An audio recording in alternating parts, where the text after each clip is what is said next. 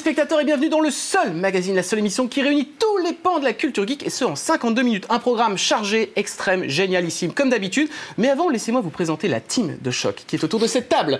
David Fressineau-Salé, notre chroniqueur cinéma. Bonjour et plus ou moins geek. Notre spécialiste jeux vidéo, David Fressineau-Augusto. Notre spécialiste BD roman pour finir, David Fressineau-Caissier. Et oui, ce sont tous mes enfants. Et pour nous accompagner pendant une heure, Jean-David, pas Fressineau mais Morvan, viens avec moi Jean-David. J'arrive. Ce monsieur est l'auteur de plus de 200 bandes dessinées. Est-ce que c'est pas royal? Il nous accompagne pendant une heure, mais en attendant que nous nous télétransportions autour de cette table, le sommaire. Au programme aujourd'hui, vous découvrirez ou redécouvrirez le jeu vidéo Mafia, une enquête sur la DeLorean de Retour vers le futur, Baptiste qui va justement la démonter grave comme disent les jeunes, le jeu de plateau Pandémie, le film qui tatane, SPL, le dictionnaire de Seb Lacheret, Fred et Seb qui reviennent sur le manga Ranma 1/2, un focus sur le manga Akira et enfin la shopping list.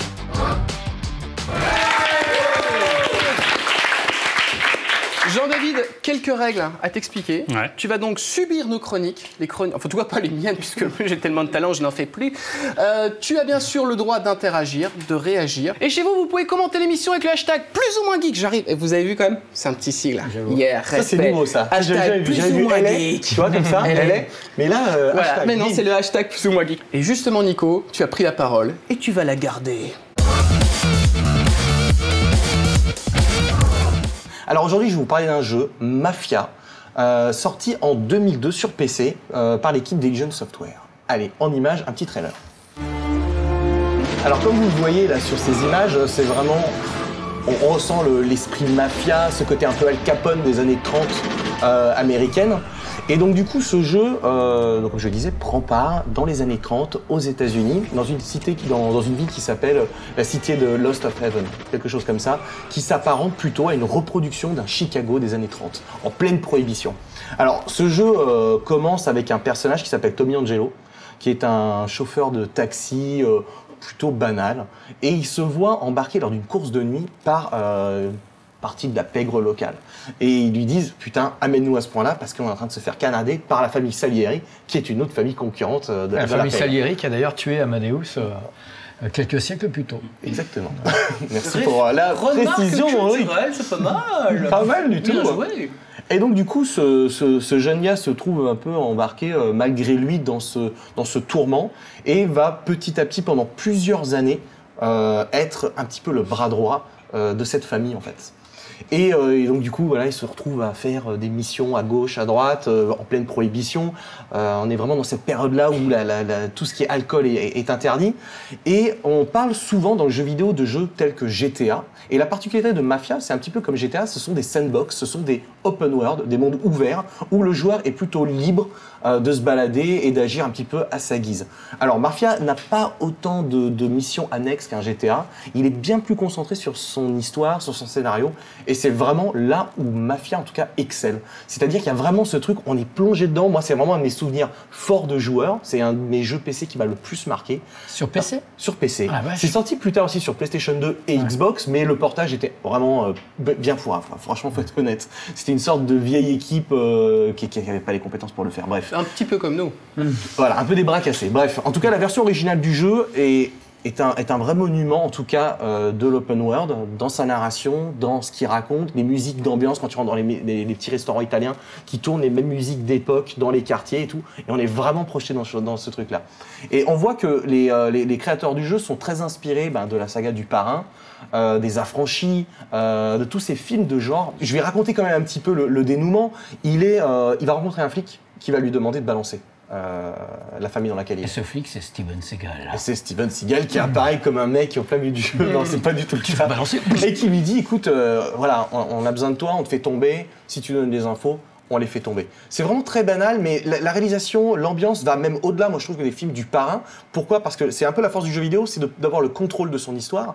Et tout au long, il y a un des points qui est assez fort, c'est les conduites, les voitures. Il y a une vraie concentration sur le caractère des véhicules que l'on peut jouer, que l'on peut diriger. Il y a vraiment un travail incroyable qui a été fait par cette équipe-là. Et on se retrouve à conduire des vieilles voitures. Et donc du coup, l'histoire se passe plutôt entre 30 et 40 grosso modo, pendant une petite dizaine d'années. Et on a vraiment l'évolution de la ville. Comment elle évolue, l'évolution des véhicules, l'évolution des personnages. C'est un niveau par année? Non, non, non. C'est vraiment une narration. C'est pas très scripté comme un jeu vidéo, c'est plus scripté comme un film.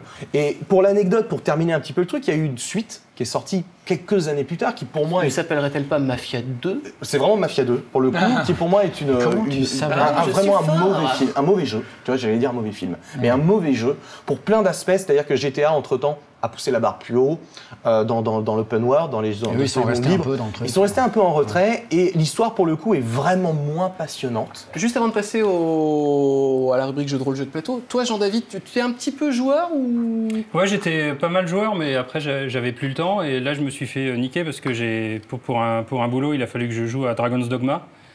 Et en fait, j'ai pas pu m'arrêter de jouer, donc c'était horrible. Donc voilà. Donc maintenant, c'est que tu reprends en tout cas le en jeu. Plus, bon, parce que Dragon's Dogma, c'est un excellent jeu. Ça m'est tombé dessus, j'ai pas choisi. C'est incroyable, le système de pions. C'était très bien. Et peut-être que Stéphane Gallo, notre spécialiste jeu de rôle, jeu de plateau, dont on va voir le sujet tout de suite, va te donner envie de jouer, de titiller de la carte. Tiens, j'ai envie de dire ça. Tout de suite, Stéphane Gallo.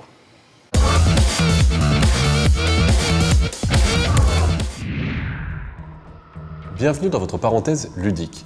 Si vous aimez des films comme Contagion ou les nombreuses variantes autour des virus, qu'ils soient zombies ou non, vous allez apprécier ce qui va suivre. Dans le jeu Pandémie, qui a raflé quelques prestigieuses récompenses dont un Origin Award et un Trick Track d'argent en 2009, les joueurs travaillent ensemble et œuvrent contre le plateau pour empêcher, roulement de tambour, une pandémie.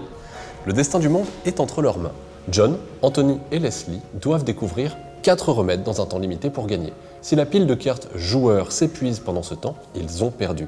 Si la population panique devant la prolifération des maladies, ils ont perdu. Si une maladie prend trop d'ampleur, ils auront également perdu. Seront-ils à la hauteur?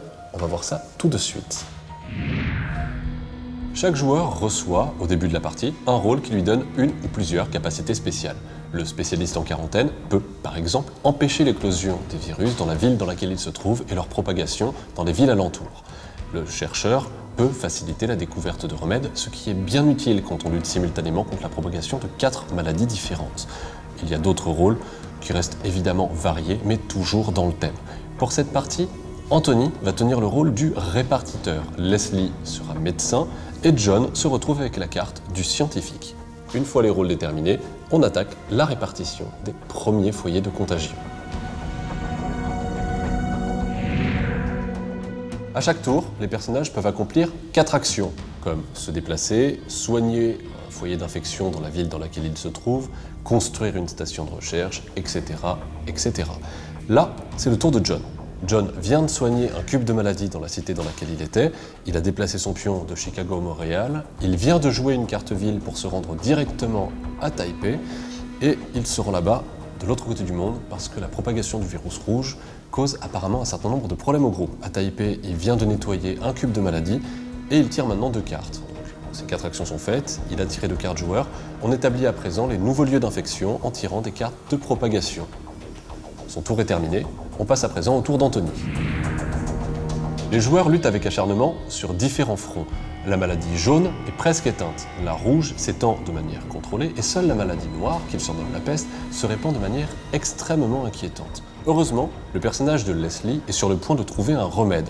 Elle a déjà 4 cartes de couleur noire et pour concevoir un vaccin, il lui faut 5 de ces cartes. John fait signe qu'il en possède une. Pour les aider, Anthony, dont c'est le tour, va utiliser son pouvoir de répartiteur et les réunir tous les deux dans la même ville. Il dépense une carte, déplace le pion de John, l'amène là-bas, et donc plus tard, John et Leslie pourront s'échanger des cartes et permettre à Leslie de créer le remède. Maintenant, Anthony poursuit son tour. Il déplace son pion, soigne 2 cubes de maladie dans la ville de Mexico où il se trouve, puis il passe la main à John. Il lui reste à piocher ces 2 cartes et simplement à tirer les cartes de propagation pour voir les nouveaux foyers d'infection. Fin du tour, et maintenant, penchons-nous sur ce que John va faire.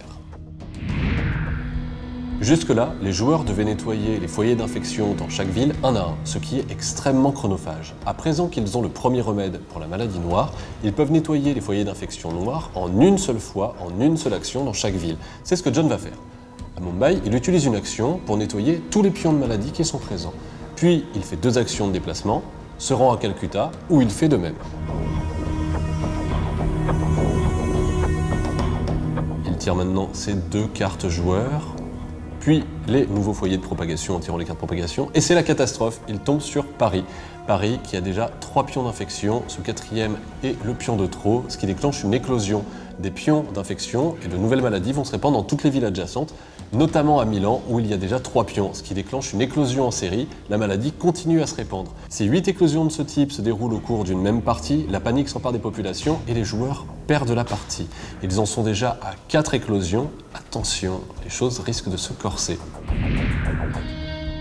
Les choses vont de mal en pis depuis tout à l'heure. Alors que l'épidémie en Europe semblait tout juste contenue, lors de la dernière phase de propagation, Leslie a tiré une 3e carte épidémie. Le rythme de propagation des maladies va définitivement s'accélérer avec 3 cartes propagation tirées à chaque tour à partir de maintenant. Heureusement, tout n'est pas perdu. Les joueurs sont sur le point de découvrir un nouveau remède, ce qui pourrait faire basculer le cours de la partie. Anthony se prépare à jouer, il nettoie les pions maladies dans la ville dans laquelle il se trouve, se déplace, arrive à Shanghai, il dépense une carte subvention publique de manière à acquérir gratuitement une nouvelle station de recherche qu'il installe à Shanghai. Cette station permettra de découvrir de nouveaux remèdes, mais également de faciliter les déplacements vers cette région du monde où il redoute de futurs problèmes avec la maladie rouge. La fin de la partie promet définitivement d'être rude, mais tout n'est pas perdu. Nous ne mourrons peut-être pas aujourd'hui d'une maladie horrible.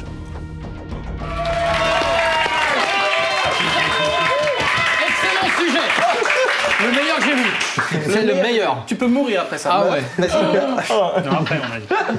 Allez, vous en avez tous eu dans vos boîtes mail les spams.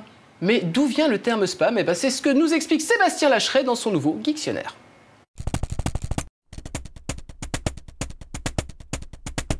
Bonjour et bienvenue dans ce Geektionnaire consacré... Toutes les choses à cette région en cliquant ici. Consacré au spam. Spam, pourriel en français pure souche, est la contraction de Spiced Ham, soit un jambon en boîte utilisé dans les années 40 pour nourrir les troupes de l'armée américaine. Ce mets raffiné était vanté par une publicité radiophonique pendant laquelle le nom du produit était prononcé what 1000 fois à des fins de matraquage publicitaire. En 1970, Spam, l'inégalable Spam troupe comique Spam des Monty Python, Spam en fit un sketch Spam mémorable que je vous laisse Spam le soin de trouver tout seul, Spam comme des grands Spam sur internet. Spam. Ce sketch marqua tellement les esprits que les premiers internautes en reprirent l'idée, pourrissant les forums et les newsgroups en collant du spam partout. Parallèlement à ça, en 1978, à l'époque d'ARPANET, l'ancêtre de notre internet préféré, un commercial zélé d'une firme informatique californienne décide d'inviter quelques personnes à la présentation d'une nouvelle gamme de machines. Il envoie donc un petit mail à plus de 300 personnes d'un coup, babam, créant ainsi le premier mail de pub non sollicité. Petit à petit, cette technique fut exploitée par quelques firmes malveillantes et le rapprochement avec le sketch des Monty Python fut inéluctable.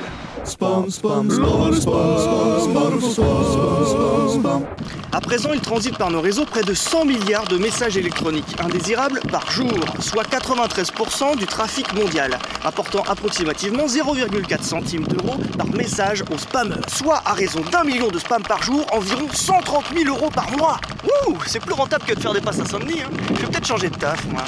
Un petit conseil avant de se quitter, évitez de vous faire bananer par des mails dont l'objet vous semble trop alléchant, trop personnel, qui vous vendent du vieux gras, des régimes express, de la prise de muscle express, des assurances, des rencontres coquines, des rencontres zoophiles, des promotions sur les voitures, les motos, les maisons, les tondeuses, les slips Albator, les massages avec finition, ou en anglais alors que vous ne connaissez personne outre-Manche ni outre-Atlantique, et puis pendant que vous y êtes, passez au Minitel. Spam. Il est temps de passer à un spam qui me suit depuis 3 ans. Chronique cinéma avec Rurik Salé.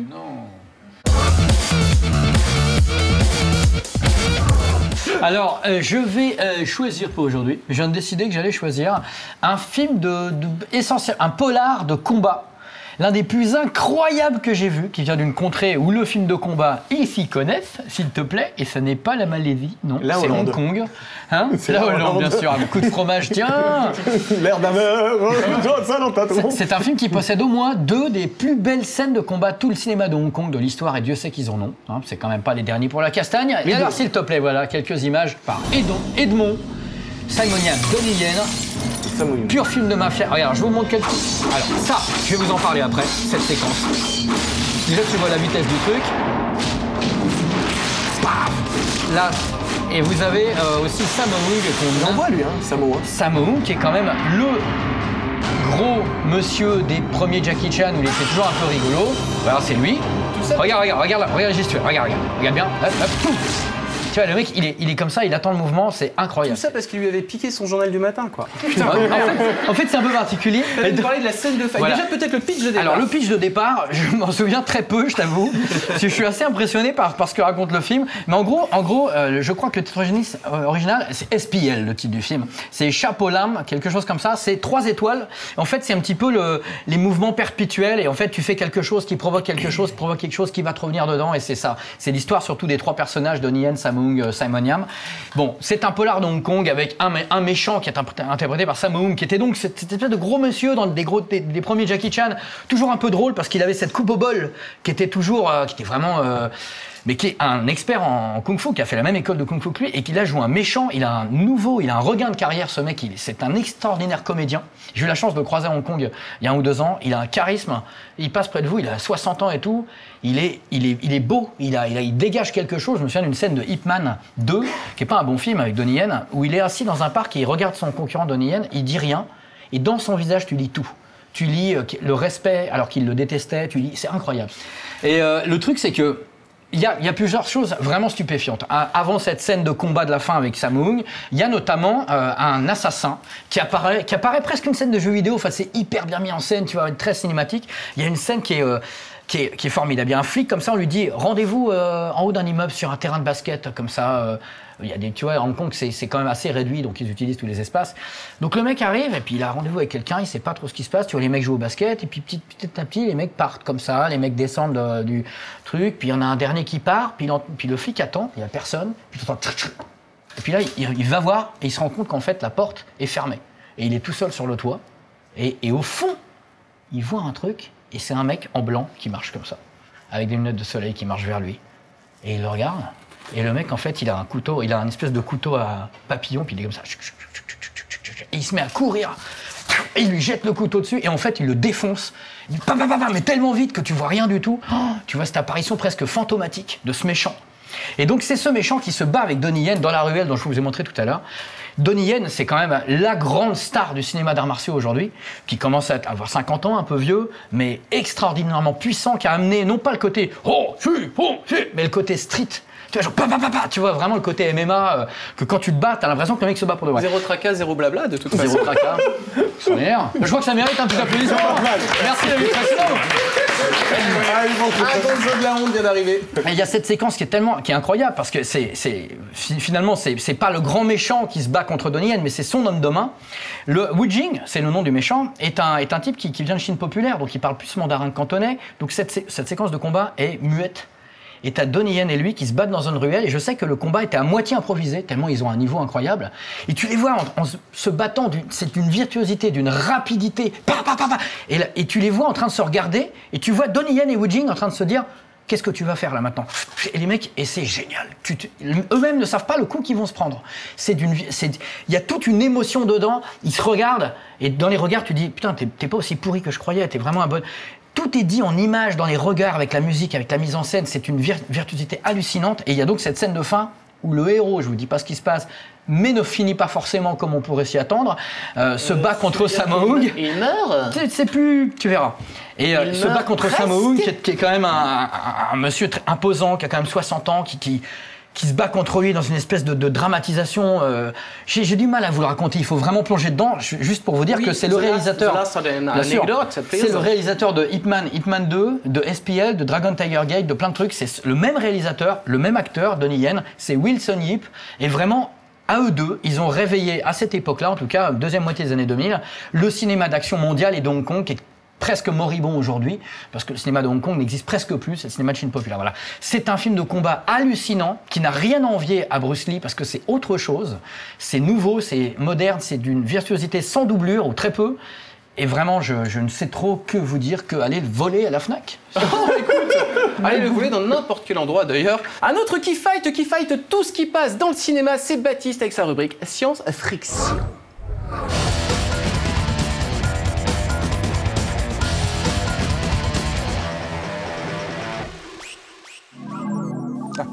Excusez-moi, je vous avais pas vu. Bon, aujourd'hui, je vais me faire un petit kiff bien malade. Je vais déboîter la DeLorean de Retour vers le futur. Et quand je dis que je vais la déboîter, mais je vais la déboîter, quoi. Mais d'une force, mais vous avez rien compris, quoi.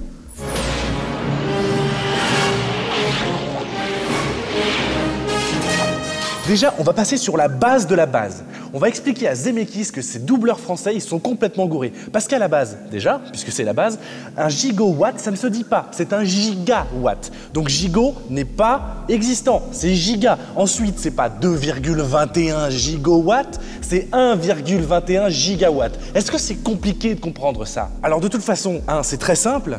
Vous connaissez tous la VF, déjà, vous achetez pas les DVD, vous les téléchargez, hein, même pas la question d'une version collector ou quoi que ce soit, non, je les télécharge en VF. Non seulement la doublure elle est pourrie, donc c'est comme Strickland, vous êtes des tocards.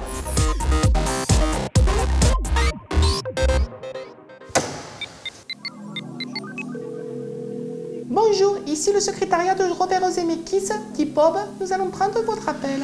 Bon, en attendant, on va expliquer pourquoi il s'est complètement gouré celui-là. Bon, déjà, je vais vous surprendre un petit peu parce qu'ils sont pas complètement plantés. On peut effectivement aller dans le futur, enfin c'est très théorique mais on peut le faire. Je m'explique. En fait, on peut aller dans l'espace de plusieurs façons. En se rapprochant d'un trou noir parce que sa masse est énorme et donc il ralentit la courbure du temps, ou en passant par un trou de verre qui est une dilatation et une contraction de l'espace à un autre point. Mais là, ils le font à bord d'une DeLorean qui va à 88 miles à l'heure. Alors comment c'est possible? Eh bien c'est le voyage dans le temps par la vitesse. Et pour voyager dans le temps par la vitesse, il faudrait se rapprocher de celle de la lumière. Donc c'est pas 88 miles à l'heure où il faudrait aller. En miles, il faudrait aller à 670 676 649,3 844 miles à l'heure. Prends ça dans ta face. Merci d'avoir patienté, nous allons vous passer Robert Zemeckis. Ouais, attendez là, je passe sous un pont là. Ouais. Je suis très heureux de vous avoir honoré de ma présence.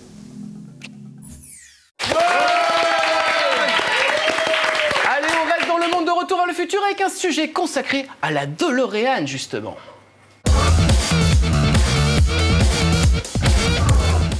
Plus ou moins geek, c'est la seule émission où les gens qu'on pourrait prendre pour des dingues, et bah nous, on les adore. Rencontre avec une figure historique de la culture geek en France, Jean-Marc Deschamps, alias Monsieur Ken. Ancien maquettiste pour Michel Chevalet, créateur du Feu Magazine 10e Planète sur les produits dérivés et propriétaire d'une magnifique DeLorean. Flashback sur la franchise Retour vers le futur via ce bien joli véhicule. Nom de Zeus. Comment as-tu connu Retour vers le futur? J'ai toujours été attiré par le voyage dans le temps et Retour vers le futur, merveilleuse trilogie. Un très très bon sujet et on ne peut que tomber en pamoison pour ce film. Vous savez, l'histoire, elle va changer. Et 1985 n'est vraiment pas son année. Mais Doc Brown va changer tout ça. Vous dites que vous avez fabriqué une machine à voyager dans le temps à partir d'une DeLorean? Quelle est l'histoire de la DeLorean? Dès que j'ai vu le film, je tenais absolument à voir une DeLorean parce qu'elle représente d'un point de vue science-fiction quelque chose d'absolument magique, mais également d'un point de vue historique, de l'histoire automobile, c'est quand même une voiture qui est exceptionnelle. Une belle carrosserie en acier inox ainsi que des portes-papillons et qui font de la DeLorean un concept car qui a été porté à la production. Et elle intègre des paramètres qui sont vraiment magiques et la DeLorean est devenue reconnaissable entre mille. Alors que cette voiture a souffert d'une mauvaise conception qui ne jouit pas d'une très bonne réputation dans le milieu automobile, bien entendu. The sleek stainless steel DeLorean. Beautifully crafted for long life. The DeLorean is one of the most awaited automobiles in automotive history. Drive the DeLorean. Quelle est l'originalité de cette voiture? La carrosserie en acier inox, qui est comme ça d'origine, les portières papillons, et c'est également une safety car, puisque DeLorean avait pensé à faire une voiture sécurisée et sécurisante, à la fois pour le passager et pour le conducteur. C'est une voiture qui est très en avance sur son temps, malgré son âge. Elle est née au niveau du design, milieu des années 70, pour une production dans les années, début des années 80. Et la production n'a duré qu'une année et demie.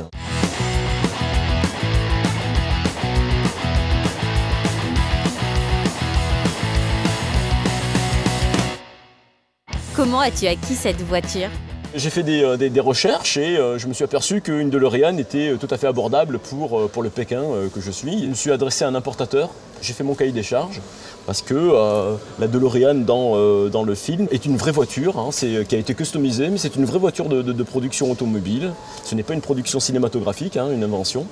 Et je voulais avoir le même modèle, le capot de telle manière, l'intérieur qui est gris parce qu'il existe des modèles avec l'intérieur noir. Enfin, j'ai fait toute une liste de choses que je voulais absolument absolument à avoir sur ma voiture. Et il a trouvé un modèle qui correspond à mes souhaits et c'est même allé au-delà de mes souhaits. Alors il existe ce qu'on appelle un VIN, Vehicle Identification Number. C'est le numéro de série de la voiture qui suit sa voiture tout le long de son existence. J'ai été très surpris de découvrir mon VIN. C'est que l'histoire de Retour vers le futur, en tout cas du premier Back to the Future, c'est Marty qui est coincé en 1955 et qui doit rejoindre son époque, qui à l'époque était 1985. Donc 55-85 et mon VIN, mon numéro de série de voiture, c'est 55-85. Tu roules avec tous les jours ? Je fais partie de ces propriétaires qui roulent très souvent, ou en tout cas à chaque fois qu'il y a une convention, une manifestation automobile, je roule avec ma voiture. Oui, elle ne roule pas sur plateau. Jean-Marc est un hyperactif puisqu'il a créé un club très sélect. Mais quel est ce club ? L'association s'appelle la DeLorean Members Club, qui reprend le logo de DMC, qui était DeLorean Motor Company. Et j'ai créé donc le DeLorean Members Club, justement pour regrouper et fédérer des propriétaires de voitures DeLorean, mais pas que. Le monde automobile est vraiment vraiment magique et on rencontre plein de passionnés également, mais vraiment des passionnés qui connaissent vraiment sur le bout des doigts l'existence l'historique des voitures, comment ça a été produit, pourquoi, par qui, etc.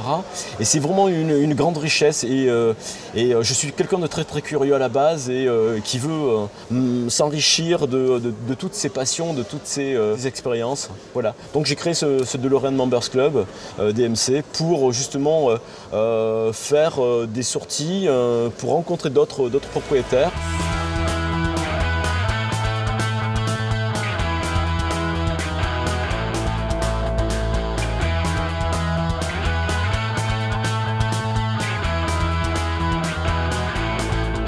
Comment as-tu customisé ta voiture ? Je ne peux pas parler spécialement de customisation, je dirais plutôt que je mets des gadgets qui sont qu'on voit dans le film. Ce sont plutôt des gadgets que je rajoute sur la voiture pour dire bon, on fait une ambiance Retour vers le futur parce qu'effectivement la DeLorean c'est Retour vers le futur. Moi personnellement je ne veux pas ou en tout cas pour l'instant je ne veux pas customiser, d'avoir la voiture avec tout son fatras dessus, toutes ces pièces qui proviennent de surplus américains à l'époque de la production. Pourquoi ? Parce que, fait étrange, j'ai connu la DeLorean par Retour vers le futur, par le film. Et quand j'ai eu ma voiture en main et que je suis devenu propriétaire, je suis tombé amoureux du design original qui est vraiment pur, qui est racé, qui est absolument magnifique. Voilà, dans la vie, il y a ceux qui ont des DeLorean et celles qui ont des R5 rouillés. Je suis dégoûtée.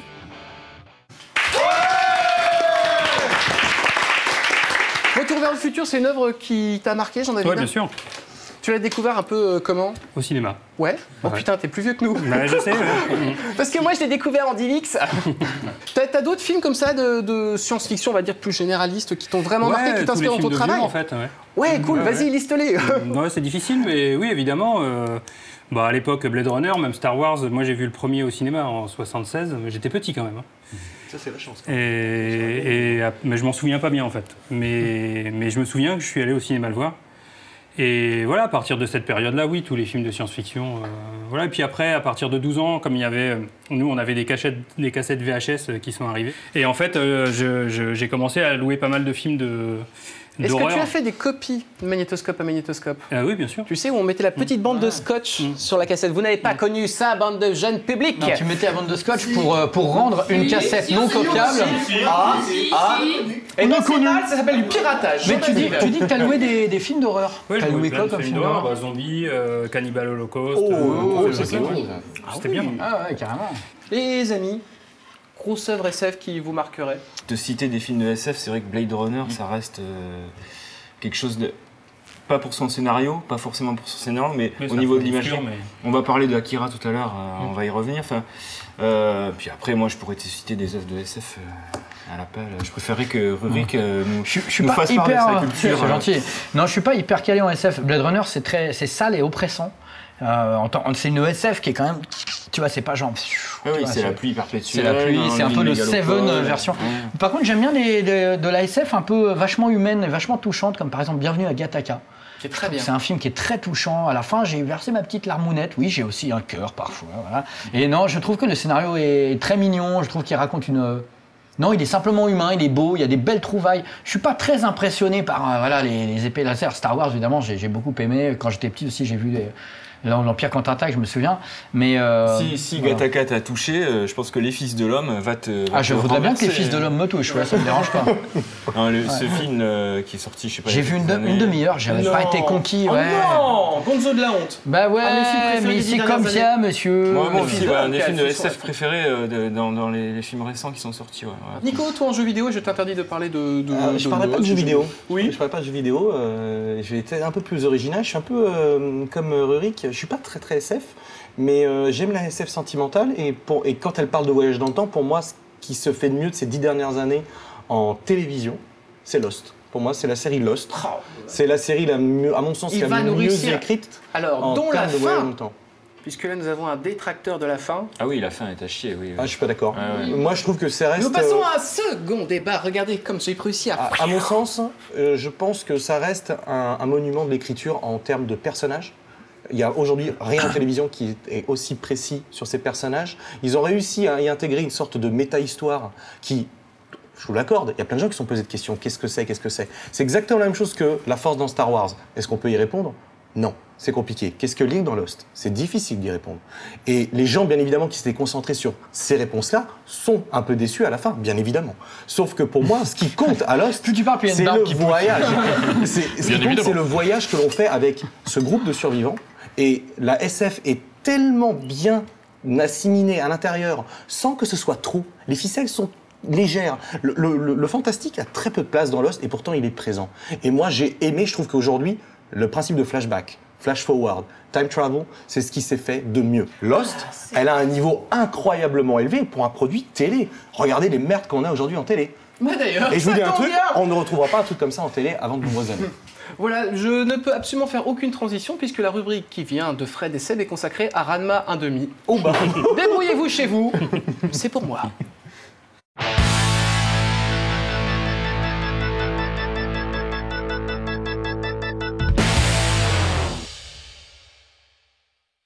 Il est mort. Hein. Il est mort et il a une grosse paire de seins. Complètement. Et pas que de seins. Ah ouais. C'est peut-être atteindre une cas de Ranma 1/2 aigu, vu qu'il a des seins et un autre truc. On est au bois de Boulogne, hein. C'est peut-être aussi un paramètre.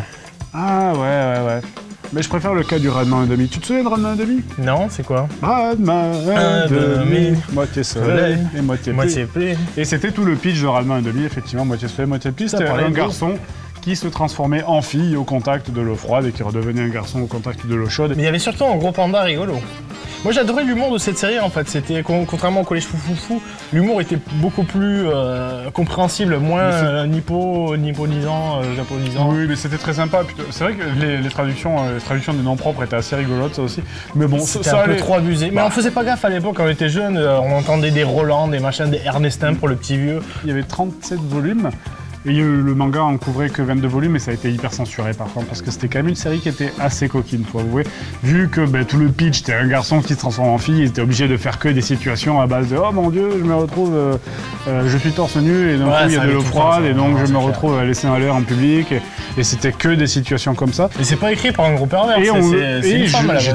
Voilà, je pensais que c'était écrit par un gros pervers, mais en fait c'est écrit par une femme qui s'appelle Takahashi.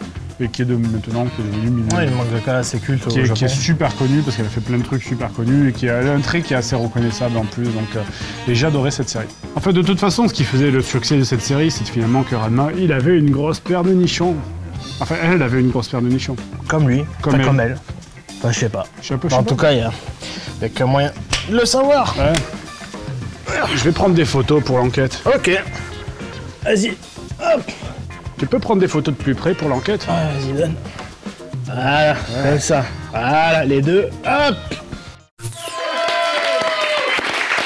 Lui aussi, il se transforme parfois en garçon et parfois en fille. C'est Laurent Kessé. Comme vous le savez, je suis pas là pour parler de manga, mais je fais une exception à la règle parce que, en fait, l'année dernière, il y avait RL. Vous le savez, je suis pas là. Il y avait RL qui m'avait dit Non, je ne parlerai pas d'Akira. J'avais dit quand même. c'est pas tu fais une chronique manga, voilà. Non, tu lui avais dit je vais te péter la canne. Et d'ailleurs, tu l'as fait. Donc je vais le faire. Elle n'est plus là. Voilà, elle est plus là et je vais pouvoir parler d'Akira parce que quand même c'était un manquement à la morale de cette émission qui veut qu'on parle des chefs-d'œuvre des gens. Donc Akira, et en fait l'idée c'est de vouloir expliquer aux jeunes gens qui nous entourent, tout ce public qui est là, qu'il y a eu une époque ici en France où il n'y avait pas de manga. Il n'y a pas si longtemps et nous on a connu cette époque. Impossible. Où il n'y avait pas de manga. J'en invite, tu t'en souviens toi aussi. Très bien. Et ce que j'ai envie de montrer, c'est le choc qu'a représenté Akira quand c'est arrivé en 1990. On va voir quelques images du film. Avec cette musique à la fois traditionnaliste et futuriste. Un chef-d'œuvre. Ces lumières à la Blade Runner, cette ville, voilà.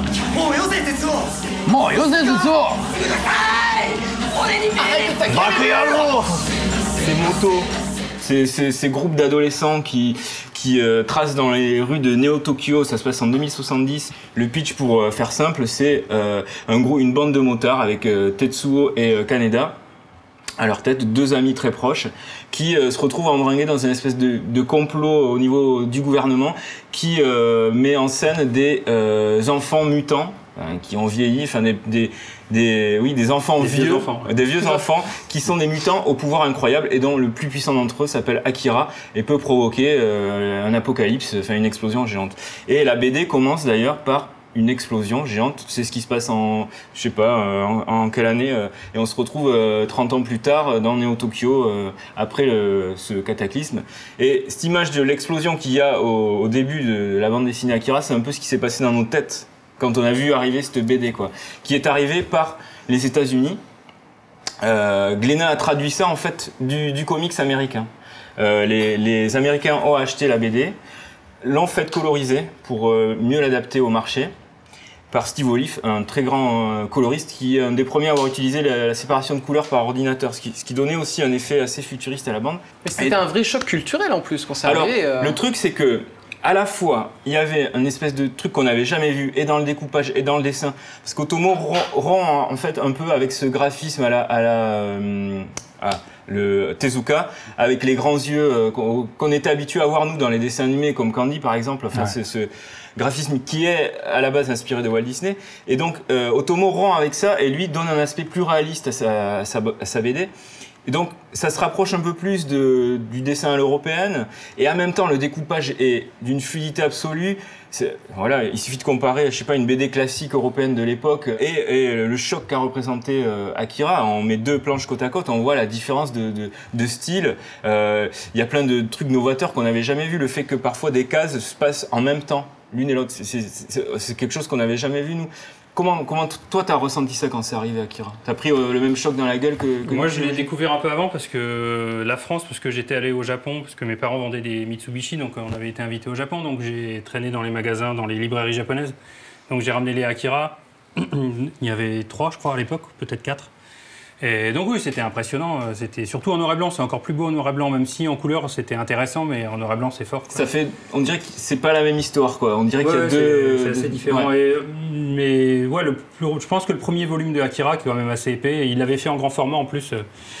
Moi, j'en avais parlé avec Otomo quand on l'avait vu à Tokyo et à Kyoto. On avait invité Moebius avec un pote, et donc on avait fait des conférences. Il y avait Otomo, Rintaro, il y avait les frères Warshawski, il y avait du monde. Et donc c'était vraiment un moment formidable. Et donc il rendait quand même hommage à Moebius parce qu'il disait que son manga en fait et son dessin, pour lui il y avait un avant et un après Moebius dans son travail. Moi j'adore le Otomo d'avant Moebius, qui est magnifique, qui est déjà un génie Mais après c'est vrai que ça devient formidable. Moi j'aime bien Akira, j'adore le premier volume que je trouve parfait.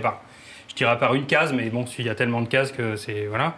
Mais j'adore encore ce qu'il a fait, encore plus ce qu'il a fait avant, qui s'appelle Domu, qui est vraiment extraordinaire à tous les niveaux. Le problème d'Akira, c'est qu'il ne sait pas comment finir, donc il finit un peu à la Jodorowsky, c'est-à-dire par une espèce de boucle casse-couille. Donc au bout d'un moment, il s'y perd lui-même, je pense. Mais le premier, c'est vraiment un chef-d'œuvre. Le truc avec Moebius résume bien en fait pourquoi on a réussi à recevoir cette BD, c'est qu'à la fois c'était un choc culturel, on n'avait jamais vu ça. À la fois il y avait une influence Métal Hurlant, Moebius, qui qui nous permettait d'appréhender quand même le truc. C'était pas assez différent pour qu'on le rejette. Il y avait un peu ce mélange qui faisait que voilà, c'était différent, mais en même temps, on pouvait. Tu avais des codes pour pouvoir rentrer. Non, mais c'est de la bande dessinée, je pense. C'est presque plus de la bande dessinée que du mais manga. ça a ouvert après les vannes pour qu'on puisse ça nous a formaté un peu à recevoir après les mangas plus purement manga. Une anecdote sur la fin, peut-être pour finir. Mais vas-y. Tu parlais de fin à la Jodorowsky. Le film, il a commencé, je crois, en 85. Il n'avait pas fini la BD et il s'est vraiment foutu à fond dans l'animé, quoi, le film. Et puis il a peu perdu l'intérêt pour finir la BD et c'est vrai qu'il savait plus comment finir. Et Jodorowsky raconte que je sais plus pourquoi, il présentait un film en même temps dans un festival, ils dînaient ensemble tous les deux. Santa Sangre peut-être. Ouais, je pense que c'est ça. Et Jodorowsky a fait un dessin sur un coin de nappe, quoi, et peu après, Otomo a dit oui, c'est Jodorowsky qui m'a filé la fin, et Jodorowsky disait bon. En même temps, c'est la même fin que Michael, donc ouais, s'il l'a filé, c'est pas difficile. Voilà. Mais... Et je vais finir avec une citation de Jodorowsky justement à propos d'Akira. Il dit, je vous la fais avec l'accent, Otomo apprivoise la violence et la transforme en art. Voilà. Eh ben écoute, nous allons continuer cette petite discussion puisque tout de suite, c'est toi que nous passons au Kraible. On va continuer à parler d'Akira, enfin pas forcément d'Akira, mais Parlons de Jean-David, puisque Akira n'a pas accepté de venir en plateau. Non, mais il y a un rapport. Oui, mais justement, parce qu'il a commencé Jean-David en faisant quelque chose avec Nomad ou HK, des trucs qui se rapprochaient du manga, en fait. J'aimerais bien que tu nous racontes un peu comment t'as démarré, mais comment t'as démarré, en fait. Ouais. Non, en fait, il existait la collection Akira, il y avait Appleseed, chez Glénat. Ghost in the Shell aussi, peut-être. Ouais. Et d'ailleurs, je connais le mec qui a traduit Ghost in the Shell et il est mort après. Tellement c'était compliqué de traduire Ghost in the Shell. Et donc, il y avait cette espèce de collection qui était un peu bâtard. C'était des bouquins en couleur, petit format qui n'existait pas vraiment dans la BD de chez nous. C'était la version américaine retranscrite en français. Et donc chez les éditions Glénat, nous, on venait de commencer à faire de la bande dessinée. On était déjà fans de manga, de comics, etc. On avait le mélange de tout ça. Et donc, ils nous ont demandé de faire de la bande dessinée dans ce créneau-là, c'est-à-dire de continuer la collection. Donc c'était une sorte de mélange entre la bande dessinée et le manga et les comics américains. On devait faire 136 planches tous les 6 mois. Donc on n'y est pas arrivé, mais on a dit qu'on y arriverait quand même parce qu'on voulait absolument signer ce contrat. Et donc c'était vraiment une nouvelle forme de BD qu'on voit aujourd'hui finalement un peu plus. Sauf que là c'était en 80. On a signé en 92, donc les bouquins sont les premiers en 93. Donc aujourd'hui, on commence à avoir des petits formats comme ça avec plus de pages. Il y a des nouvelles formes de BD, mais nous on l'avait fait il y a longtemps et c'était vachement intéressant. C'était vraiment, c'était un peu tôt, mais on a bien vendu. Non, ça avait pas mal marché. Nomad, on en avait vendu dans les 10 000, mais HK déjà à l'époque, on avait presque 20 000 du premier. Donc c'était quand même des grosses ventes pour l'époque, si ce n'est que bon. On ne gagnait pas d'argent dessus, mais bon, ça c'est un autre sujet qui est pas... Mais nous l'avons retrouvé, cet argent. Voilà. Il est là. C'est très bien voulu, il est chez Glénat, il n'y a pas de problème. Et donc voilà, mais c'est vrai que c'était une nouvelle forme de bande dessinée, c'était intéressant et c'était vraiment les débuts du manga chez nous. Ça paraît incroyable aujourd'hui de se rendre compte de ça, mais c'était la vérité. Moi, je compare toujours ça à l'arrivée du rock'n'roll au moment où il y avait que les yéyés en France. D'un coup, ça a fait exploser... quelque chose de nouveau, c'était intéressant. Il y avait déjà des très bonnes BD, il y avait déjà Liberator avec Rank Xerox, il y avait des trucs formidables, mais dans le manga, il y avait une narration qui n'existait pas chez nous, quoi. Donc c'est ça qu'on a essayé de retrouver, mais sans copier les mangas, c'est-à-dire qu'on avait une sorte de... Il fallait vraiment le mélanger. Tout ça a complètement explosé maintenant. Enfin, tu bosses avec des dessinateurs de tous les pays, tu bosses sur toutes sortes de formats, dans tous les genres. C'est un vrai globetrotter, c'est ça qu'il faut préciser. C'est que la dernière fois quand on a fait un sujet sur toi l'année dernière, on t'a attrapé entre 2 avions, tu repartais...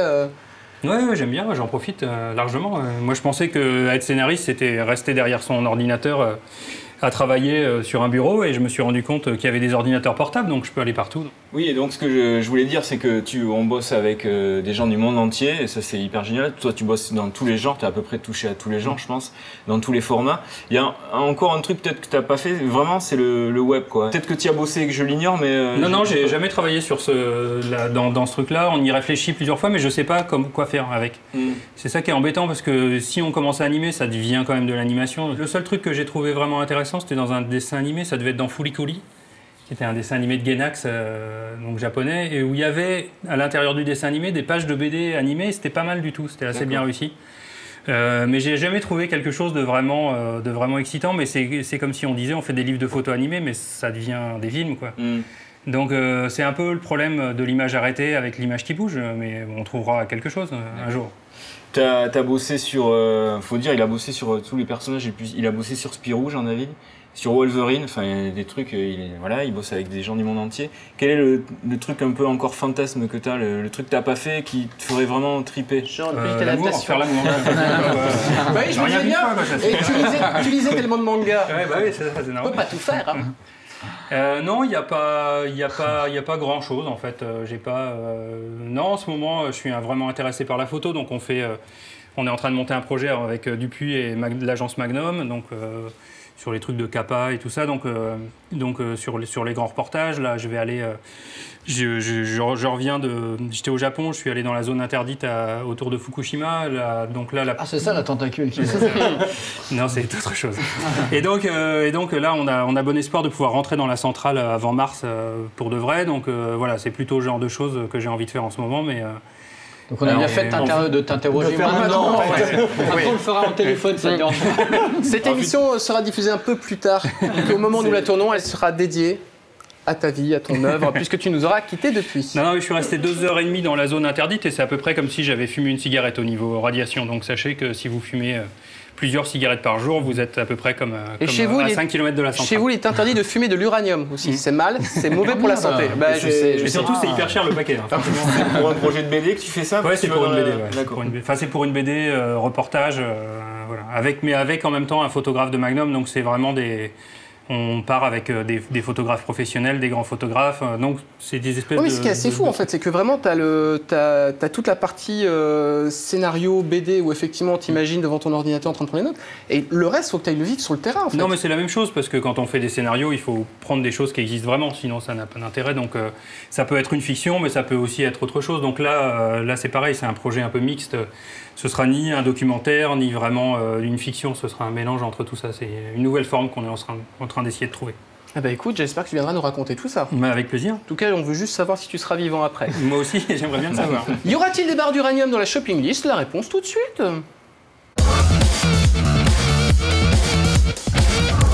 Jason, ça te dit de jouer aux cartes avec moi?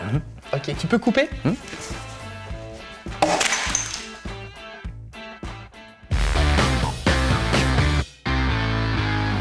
Un cadeau de feignasse. Tu sais ce que c'est un gros cadeau de feignasse? C'est simple. Tu prends une étoile, hop, tu fais un gâteau en forme d'étoile, un petit coup de glaçage jaune et voilà, gâteau Mario. Gratos. Gratos que rien quoi, 3 œufs. Mace Butler chez Glénat. Un shoujo, donc un petit manga pour les filles qui mélange habilement histoire d'amour et histoire de vengeance. D'ailleurs, dans ce tome que je tiens là, le tome 20, un des personnages décide de se venger des responsables de la destruction de son village et à mon avis, ça doit donner ça.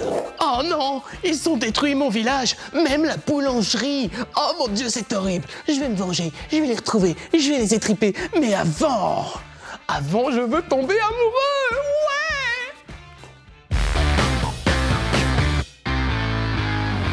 Excellente série à offrir chez Le Lombard, c'est Croisade. Alors justement, pour toi, jeune qui regarde YouTube non-stop toute la journée, qu'est-ce qu'une croisade? Je vais te le dire. Une croisade, c'est comme Game of Thrones, sans dragons, avec des villes qui ont vraiment existé et sans Sean Bean qui meurt à la fin de la saison 1. Oh, spoil! Cœur de rouille chez Le Pré au Clair, un excellent premier roman de Justine Niogret, qui n'est absolument pas la sœur de Justin Bieber, rien à voir. Le pitch des robots serviteurs qui se mettent à se détraquer un petit peu partout et qui foutent le boxon. Et d'ailleurs, j'ai moi-même vécu cette anecdote. Ah mon Dieu, je suis attaqué par une NES!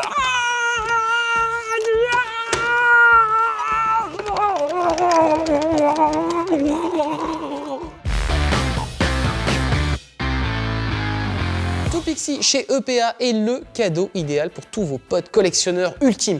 Qu'est-ce que Pixie? C'est un fabricant de petites miniatures, des petites figurines comme ça, toutes petites, peintes à la main, d'excellente qualité et numérotées qui coûtent une blinde. Donc voilà, c'est un vrai plaisir des yeux, mais un vrai désespoir pour mon portefeuille.